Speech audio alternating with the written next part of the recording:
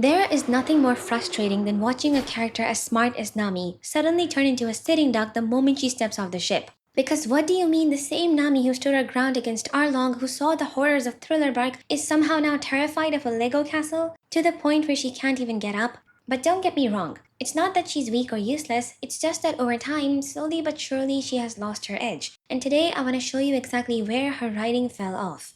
The first being her navigation abilities. Now, Nami is a master navigator, no doubt about that. The problem here is that the skill isn't just about navigating a ship or drawing maps. It's a skill that requires killer situational awareness, pattern recognition, and instant decision making under pressure. And in Nami's case, something that shows her intelligence both on and off the ship. Like, for example, her fight against Khalifa in Eni's lobby, where Nami manipulated the weather, threw Khalifa off using her Mirage tempo, and sent down thunderbolts to finish her off.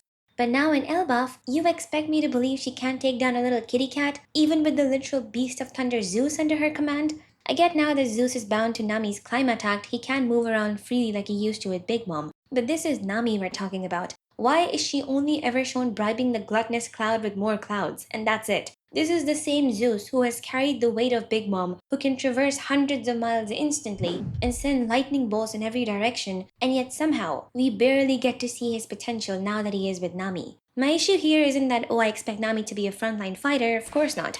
The real problem here is that how is the all creative and cunning Nami unable to use Zeus beyond a little shock? But before all that, the biggest mystery is how her personality changed. It's one thing to be afraid, but it's a completely different ballgame to be so paralyzed from fear that even trying or thinking of doing anything is out of the question. Even before the hedgehog or the cat came into the picture, Nami did not once try to figure out what was going on. I mean, you'd die regardless, so why not die trying? Even the mighty coward Usopp was walking around looking for clues, and all Nami did was cry, whine, call for Luffy, and then ask Usopp about what he thought, as if he isn't in the exact same predicament as you. But at least he tried.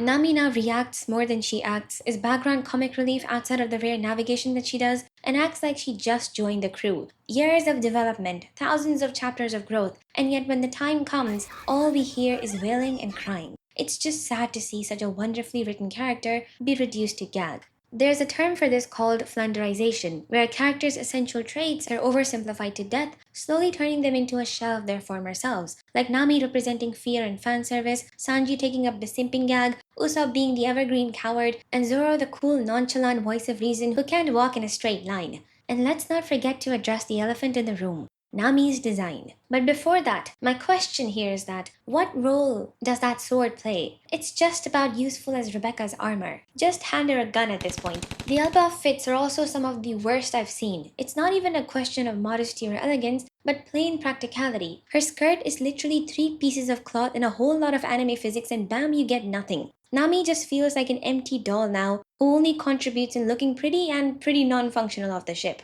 In the end, a little disclaimer, I did not start this video to hate on Nami. I only started it because I remember who she used to be. And it pains me that the Nami we used to know and love no longer exists. I get that with more characters in the story and higher stakes, it's harder to prioritize the OG cast. But I don't expect Nami to take down a Yonko or outsmart an admiral. All I want to see is her trying. Why is that so hard to find these days? No hate to Nami, of course. It is purely a writing preference. And that would be all. It's about time I rewatch pre-time skip One Piece to relive some peak and to rub salt on the ever-growing wounds this show gives me.